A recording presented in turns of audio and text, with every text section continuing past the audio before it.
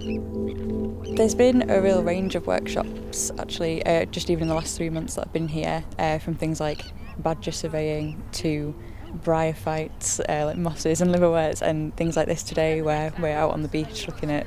seaweed and limpets and things like that. So I think it's made a really wide range of topics available to people and actually made things that are quite hard to get into accessible.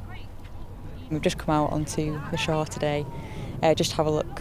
basically in a sort of real setting, and see what we can find out here. We're using the transects, 50 centimetre square transects, to drop on the shore randomly and see what species we've got in that square. So then that's something where instead of going out and looking at the whole shore and trying to pick up everything, you get a representative view of the species that can be found on the different sections of the shoreline.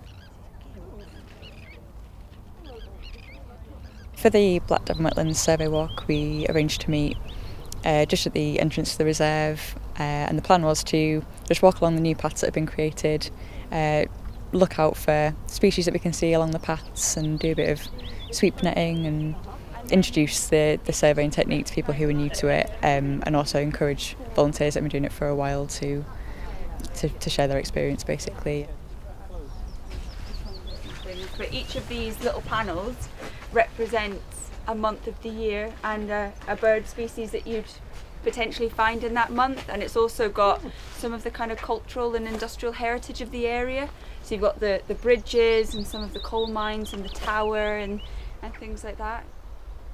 The participants in the workshops, it's quite a broad range of people. So there were people who have maybe been involved for quite a few years and they're kind of refreshing their knowledge, and they're having a career break and getting back into